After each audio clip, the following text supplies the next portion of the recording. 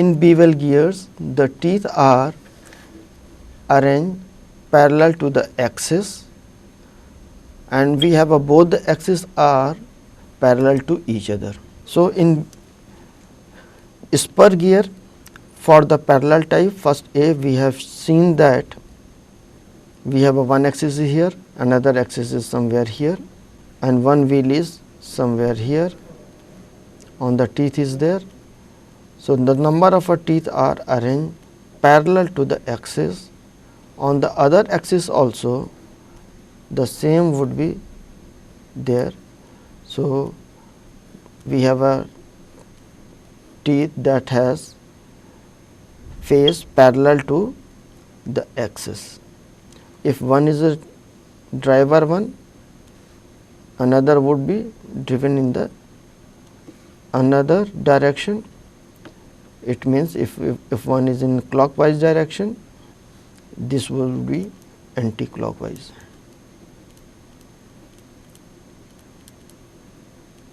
We can take as a parallel, spur gear is there. It may have internal gearing or external gearing. Whatever we are seeing, that is a external gearing. For the intersecting gearing, intersecting gears, let here we have a one axis here, another axis is passing through this one, and they are intersecting at such point, that is A. So, here we have one wheel is there,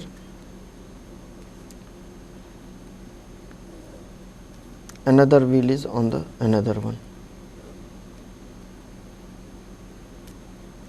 So, whatever be the power is transmitted, its direction is not parallel, but it is as shown in figure. It has a direction which have axes intersecting to each one, and this is the case of bevel gearing.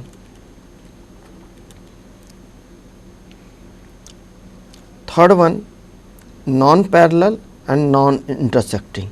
In that case, that is a spiral gearing.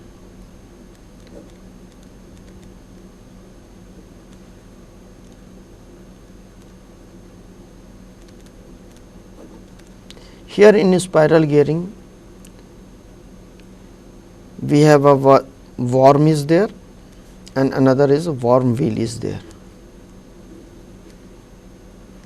Worm has teeth something like this, inclined one, and here on the wheel there is a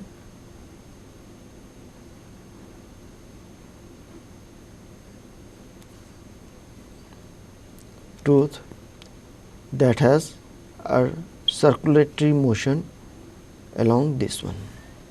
So, if wheel is moving, it is able to transmit the another worm at this place. So, here this is the case of non-parallel and non-intersecting. Another case which we can take, that is a spur gearing, but helical type. The teeth may be of a helical type. Helical in the sense that is inclined with the axis of the gear wheel. Means on the wheel we have a teeth, on the wheel we have a teeth, that wheel has a axis and the teeth are just inclined to the axis. So, this one is known as a helical gearing. And here the problem is that whenever the power is transmitted, in that case the force is perpendicular to the surface. In that case, what we are observing, that if force is there, it has two components, one is along the axis and another one is perpendicular to the axis. Along the axis, that is providing the thrust on the shaft, whereas that is perpendicular to the wheel, that is able to transmit the force to the another wheel.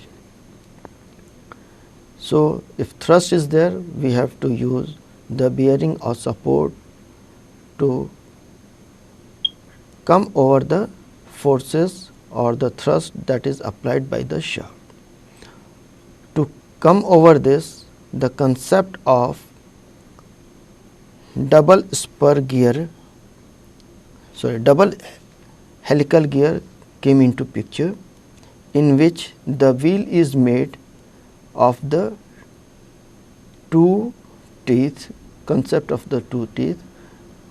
If one is in ascending order from here to here, then the another one is something that is countering it. In that case, the force, that is the thrust that is acting on the shaft, that is cancelled out. So, the one gear wheel has concept of counter spur teeth that is inclined to the axis,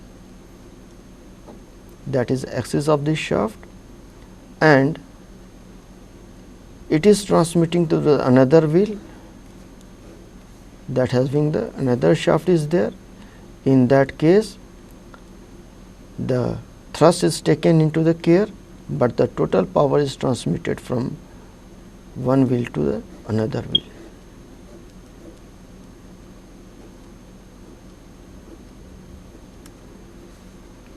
If number of a teeth on the first one is equal to the another one, there is a herringbone, that is known as a herringbone. Another classification we have taken, that is related to the velocity. We have taken as velocity. If the velocity of the transmission is more than 3 meter per second, in that case we are saying as a high speed, and after that, if it is less than 3, then that is a taken as a low velocity gears. If it is in between the 3 meter, if velocity is less than 3 meter per second, in that case this one is considered as a low velocity gear.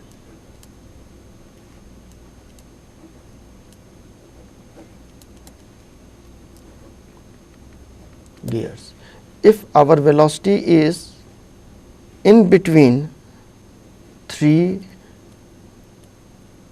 to 15 meter per second, in that case this one is known as medium gears. And if velocity is more than 15 meter per second, in that case it would be taken as a high velocity.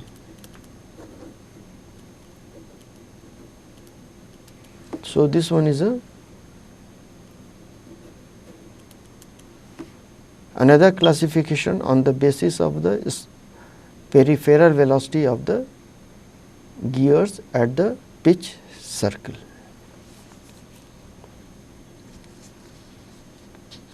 Another is depending upon the type of teeth. So, here First one we can say as the straight one,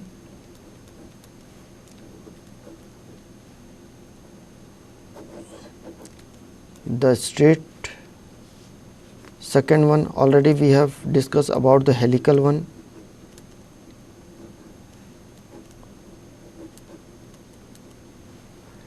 Third one is a herringbone.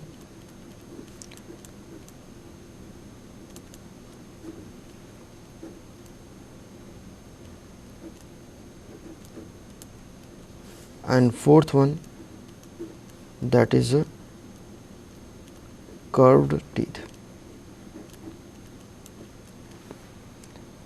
So here helical teeth is there, after that the straight teeth is there. In a straight teeth the helical gears are there.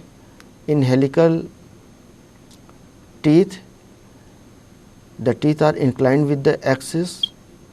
In herringbones again two helical gears are meshed with each other, and after that whatever we have seen in the spiral gearing, worm and wormill, that is a curved teeth are used.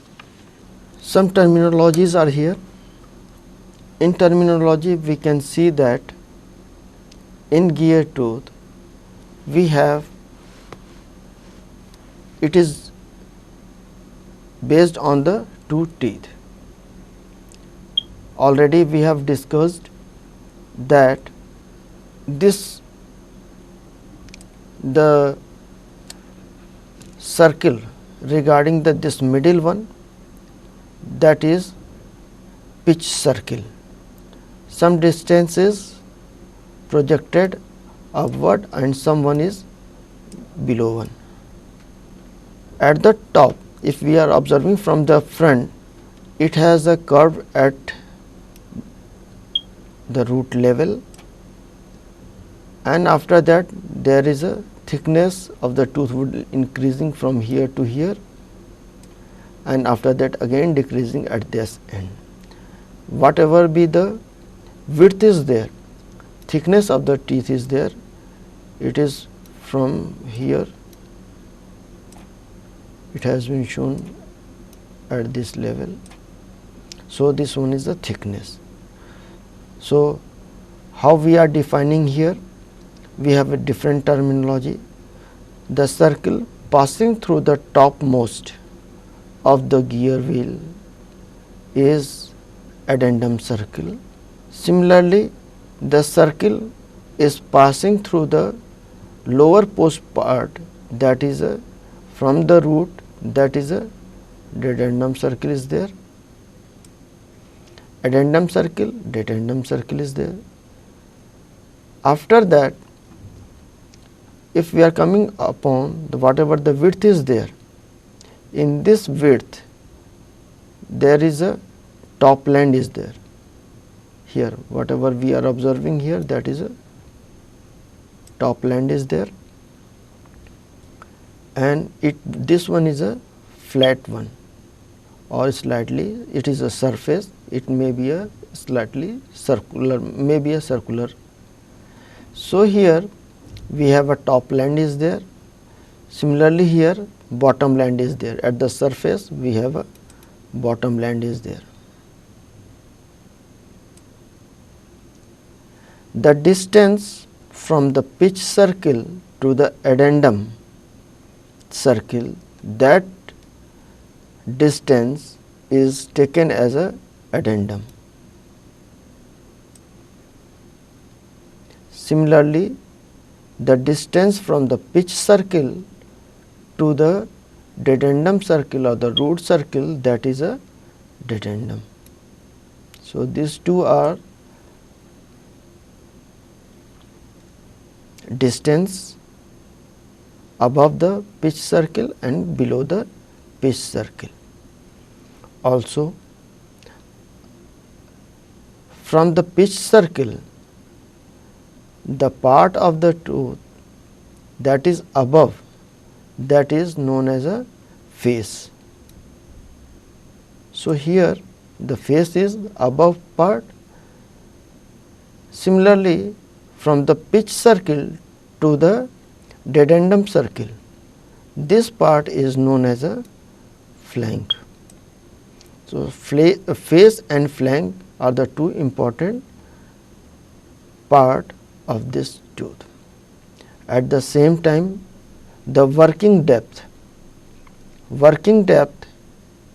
is, as here you can see this, the total depth minus whatever the clearance is, that is taken as a working depth. So, total depth is from the dedendum to the addendum,